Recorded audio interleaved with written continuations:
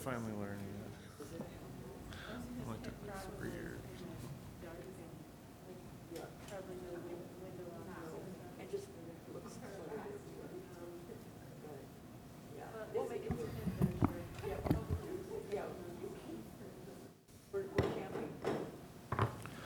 Welcome to the Rapid City Planning Commission meeting for July 23rd, 2020.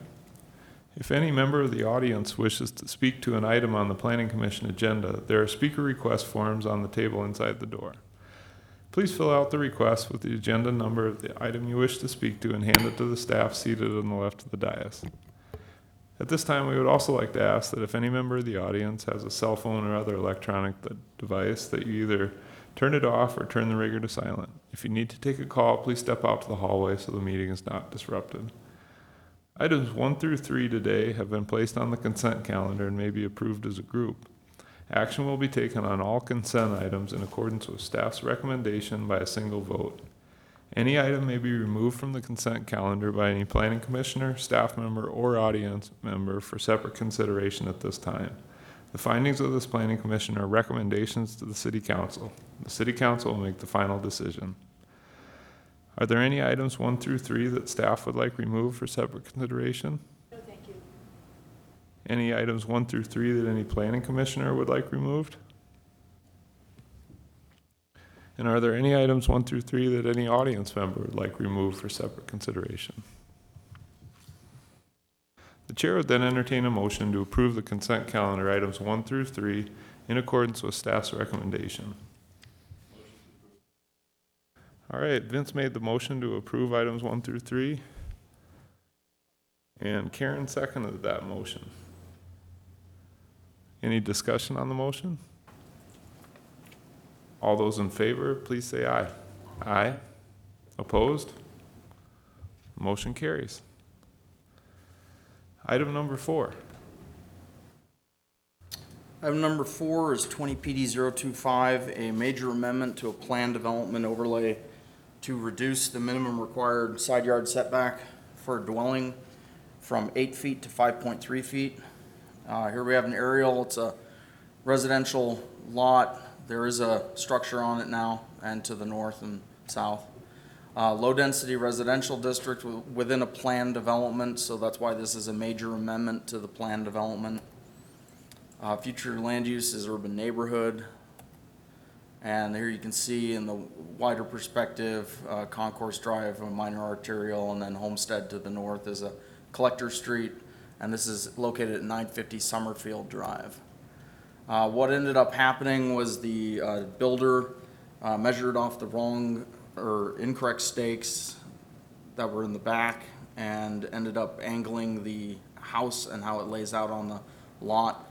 So at its closest point, it is 5.3 feet from the property line, but it does not encroach, not the entire structure encroaches into it. They also have submitted a vacation of utility easement and minor drainage easement, which has been approved for the existing encroachment. And that's, well, that is this exhibit showing where they vacated it. So the major amendment would just be approving for the existing encroachment of the house. You couldn't expand it further into it. Here we have, looking at the newly constructed house and the sign posted on the property. And then this is showing between the houses.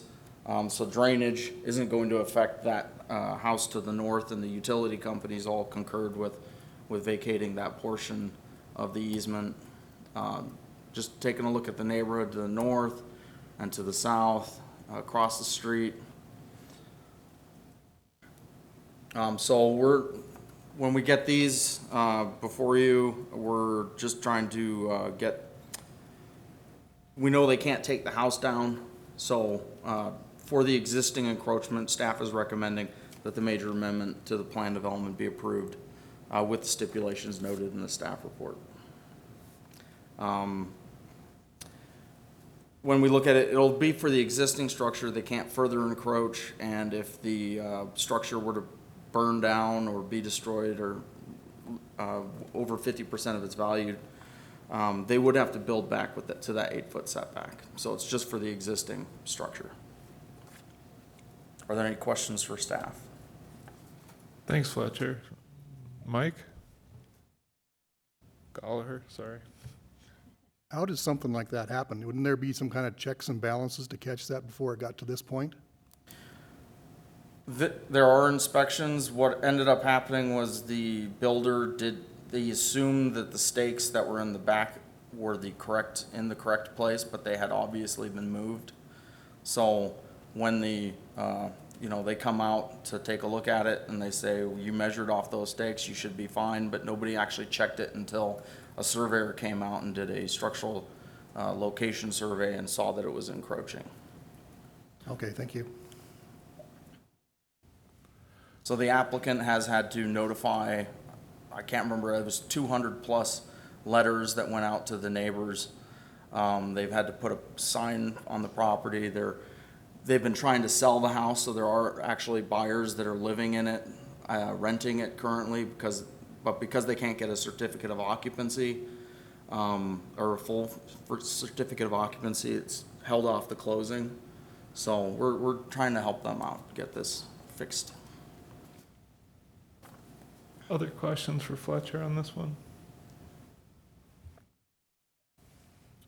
Kelly? Thank you, Mr. Chair.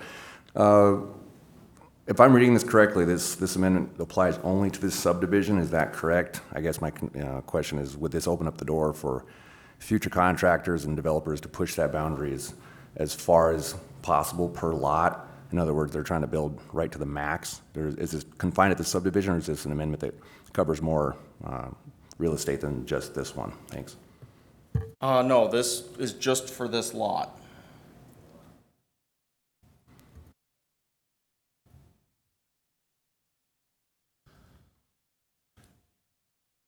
Any other comments on item number 4? Haven? I assume, or you didn't mention the lot owner, I think on the north, he'd be the one that's affected, is that right? Yes, if there was an issue with that drainage, but as we saw in the picture, they actually are higher than the house, so they should not be impacted by the encroachment. And did they comment on the request? No, we haven't received no comments on this one.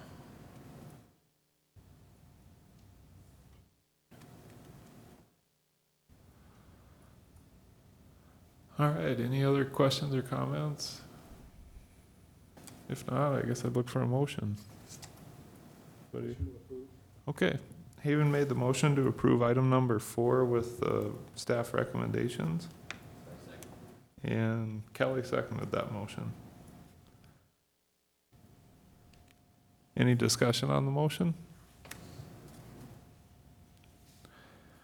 All those in favor, please say aye. Aye. Opposed? The motion carries. Item number 5. Item number 5 is 20 UR 015, a conditional use permit to allow an on-sale liquor establishment in conjunction with a restaurant for property located at 617 Main Street. So this is in the core of downtown. Zoning is Central Business District. This is where we expect to see these types of activity-generating uses within a regional activity center. Downtown is the future land use with that regional activity center. So this is a great new addition to our downtown. It'll be a Italian restaurant called Sabatino's.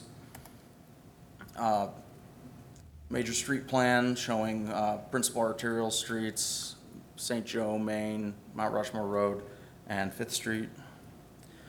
This is the layout. These next 2 slides are the layout. It's a restaurant, as I said, called an Italian restaurant called Sabatino's. Their proposed hours of operation are Monday through Thursday, 11 a.m. to 10 p.m., and Friday through Sunday, 7 a.m. to 10 p.m. So they will be on the weekends doing a breakfast, and they'll have 12 full-time and part-time employees.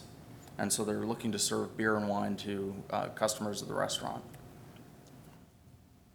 Here we are looking at the site. The sign is posted in the window at 617 Main. We do have a lot of adjacent and in the area on-sale liquor establishments in conjunction with restaurants or entertainment type venues. So this is good for the downtown, more activity generating and pedestrian oriented development. It's a 3-story building that looked to be apartments on the 2nd and 3rd floors. Residential, if you're living downtown, this is what you want to see. So this should not have an impact on adjacent residential, and based on being in the regional activity center downtown, shouldn't cause an undue concentration.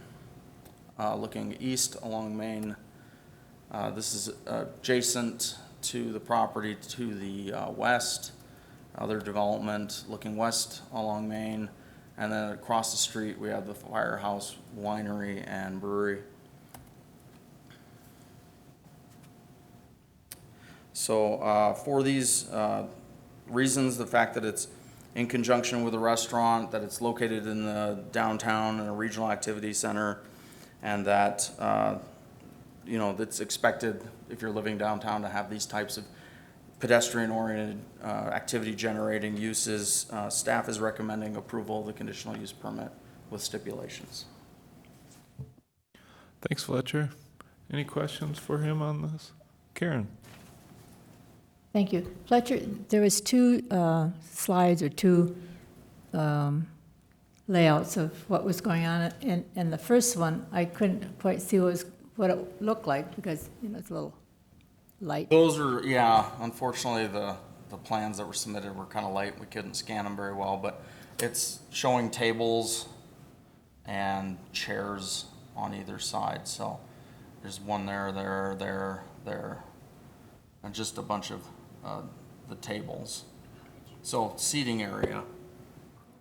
And then the second, I believe that's one half of the building, and then the second half of the building, or the first floor. So there would be like a bar area. Okay, so they're both on the same floor, just have tables on one side and the bar area on the other Yeah. side? Okay. I wasn't sure. I thought that's what it looked like, but it just was hard to determine, so that answers my question. Thank you.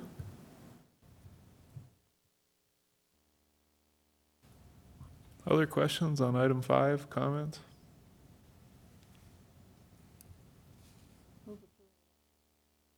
All right. Karen made the motion to approve item number 5 with stipulations, and Mike Goller seconded that. He kind of whispered it to me, Vince, so I heard it. Any discussion on the motion to approve? All those in favor, please say aye. Aye. Opposed? Motion carries. Item number 6.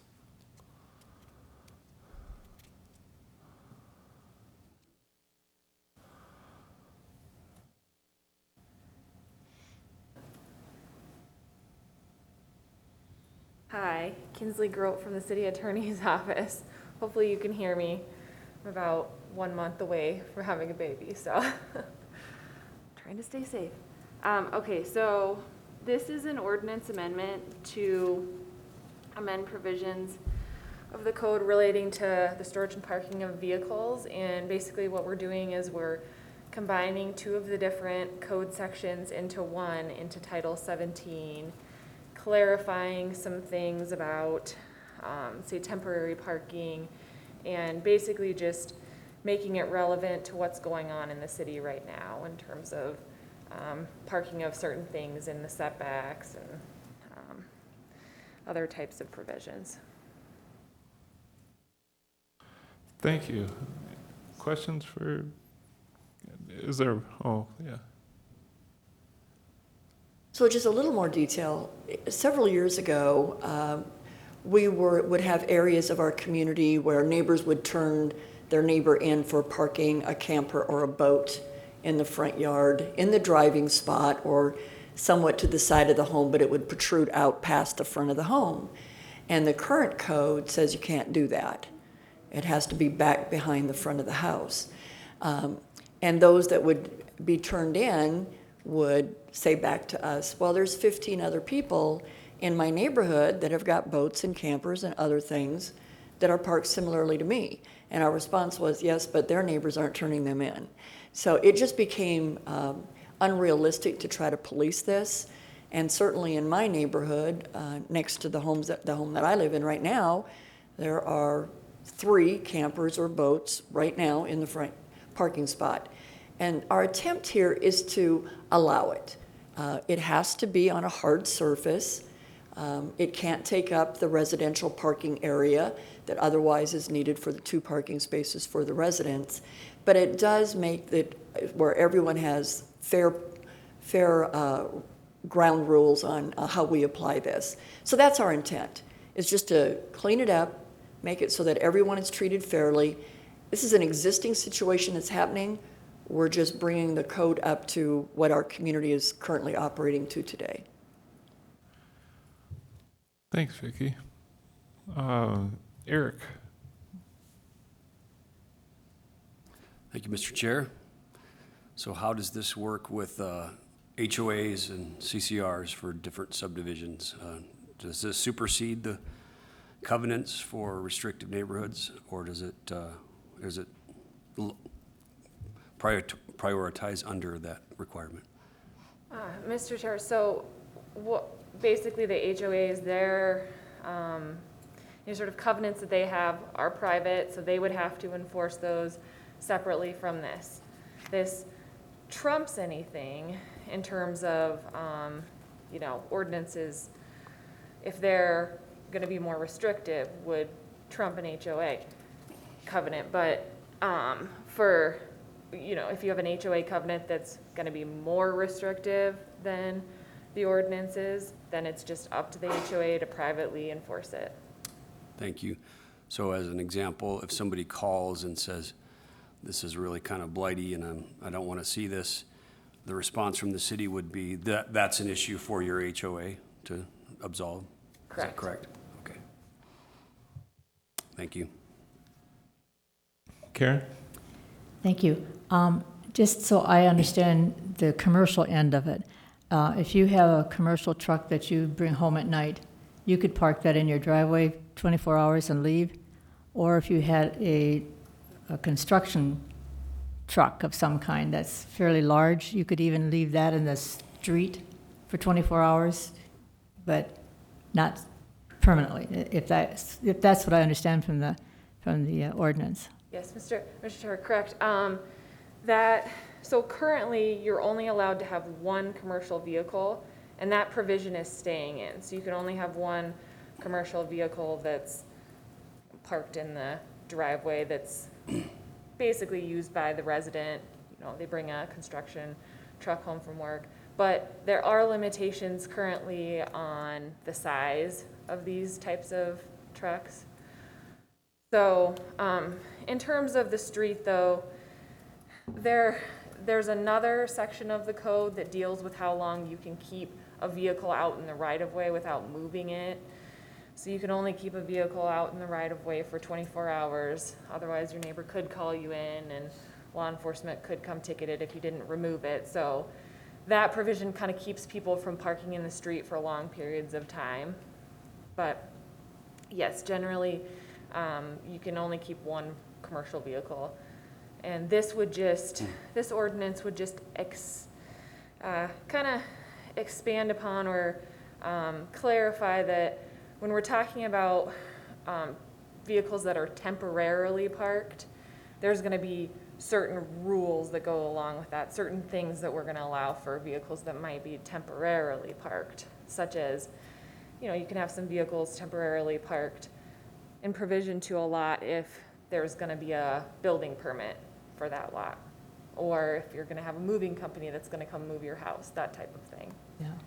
Okay, so if you have a neighbor who constantly, I shouldn't say constantly, but every week about, brings home a large commercial truck, a sizable truck, and then also has another truck that carries a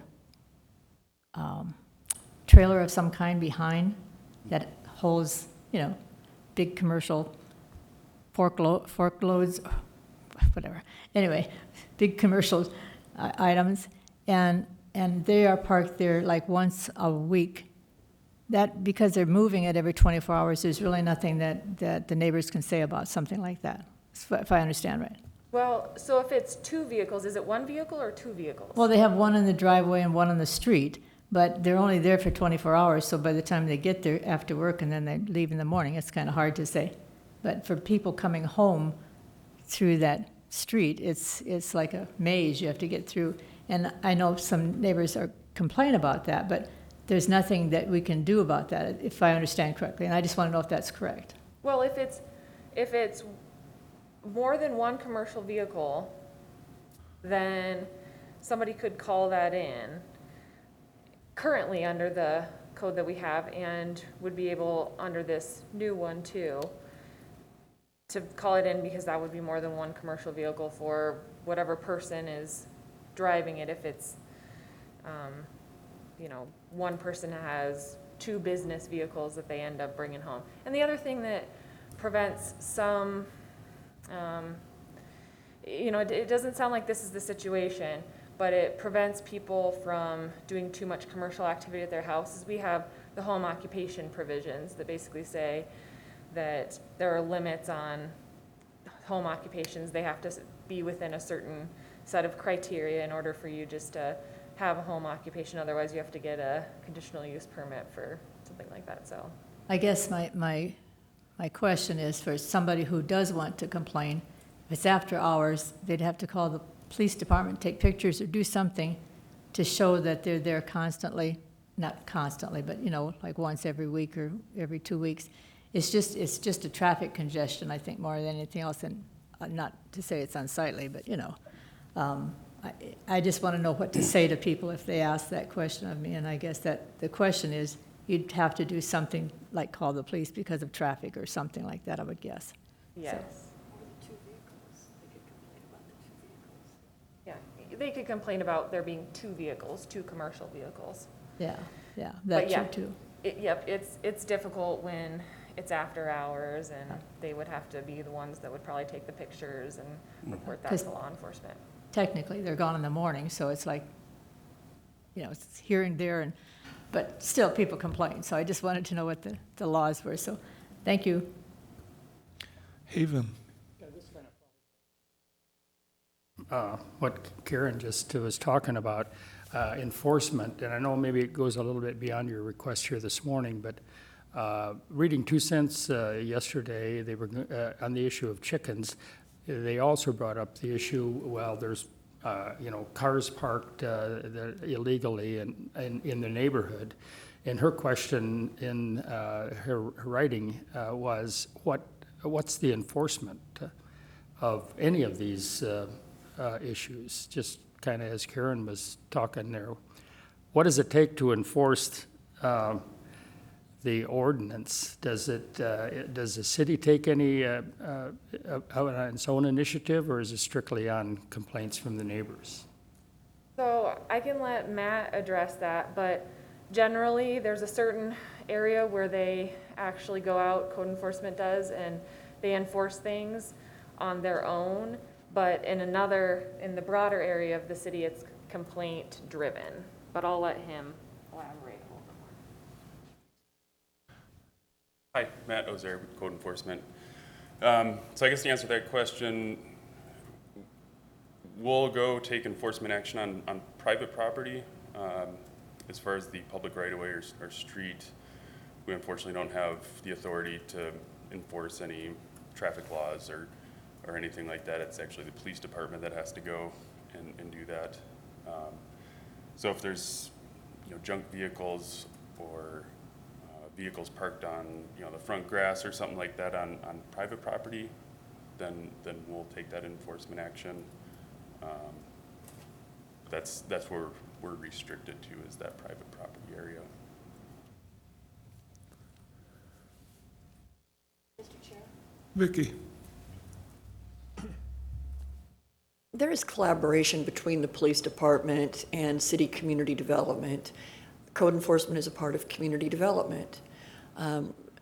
It's acknowledged that Matt and his team are there to enforce the ordinance as it applies to, from the property line into the property. And it is because of traffic regulations and safety issues then that the police take over the enforcement out in the right-of-way itself. However, as Kinsley pointed out, if you're parking in the right-of-way in a residential area, of course, there is no on-street parking in commercial or industrial, so that's primarily residential. Then there's limitations in how long you can park there. The police probably driving around, they're not going to know if someone's been there too long. Every once in a while, if you've left a vehicle in your yard while someone takes it, or in the your street while someone takes a long trip somewhere, if a neighbor complains, you'll see a chalk mark where the police have come out and chalked it, and then they're going to start the clock and make sure it doesn't go over that 24 hours. But there is collaboration between us and them, so that if we do receive a complaint, that we know who to direct it towards, so that the public isn't confused as to who to call. You also had asked the question about, do we pursue these, or are they complaint-based? So there is a downtown core that Matt and his team, they do actively go out and look at and take the initiative to visit with property owners on complying. But beyond that, right now we have 2 code enforcement officers for the whole city. So those are complaint-driven. Once we receive a complaint, then they act upon it. But it's not something that they have the manpower to go out and look for. Kelly? Thank you, Mr. Chair. Karen and Haven touched on my question, and you covered it. I think this is pretty detailed, pretty specific. My question would be, if someone was clearly outside of this code violating one of these regulations, so is the first step, what is the protocol? Is there a verbal, is there a conversation with the homeowner? Then beyond that, how does it progress? Obviously this is code enforcement, so what authority and what steps do you take if it proceeds and they don't comply? What recourse do you have? Sure. As it currently, we'll address vehicle issues. If they're parked over sidewalk. Again, this is where it gets a little bit confusing. We have to contact the police department because technically the sidewalk falls within the right of way. But we'll do that background work and get that going. If a vehicle's parked in like a site triangle, we'll address that, or again, if they're parked on their front lawn or something like that. But we'll start easiest, knock on the door, and it just goes from there. We can leave door hangers. We've had Kinsley write letters, and ultimately we can tow vehicles if it gets to that point. Gotcha. So, initially it's persuasion, friendly persuasion, code enforcement, and have there been instances where you have had to either fine them or tow vehicles to get them to comply? Has it gotten to that point? Absolutely. Actually, I just did that yesterday, so. Okay, thank you. Eric? Thank you, Mr. Chair. I have to apologize. I think I'm sitting in the wrong spot. I usually sit here. I see my name over there. So I am an Eric, but just not the right one today. Please don't take my words as Eric Ottenbacher's today. This is a tough one. As a designer, landscape architect, planner type, is this going to lead to a lot of clutter? Is this going to be unnecessary? Is this consistent in every neighborhood? Some neighborhoods, I don't know that they are going to want campers and boats in the front yard. That's tough. I might need a little more information to be a bit more objective on this one. Mr. Chair? Yeah. So most of our new residential subdivisions that come in, they have drainage components that require that they maintain and own those areas. They put it in their covenant agreement, which allows us to look at the covenant, because that's a private relationship and agreement between the property owner and the homeowners association. But over the 25 years I've been here, I've seen a lot of these covenants, and almost all of them have language that goes to where you can park a camper, a boat, a trailer, and they're very restrictive. So this is really for our older area of the city where it's happening universally, north, east, west, and south. But our newer areas, that's a relationship that the developer is creating with the home builders and the potential buyers, putting them on notice that this is the look that they want, and the association remains active, they have dues, they have meetings, and there's a lot of good conversation.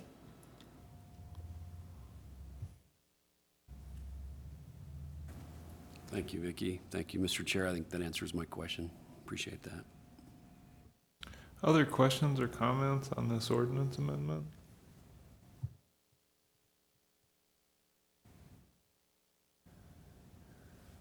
Anybody willing to make a motion on it? I'll make a motion to approve. All right.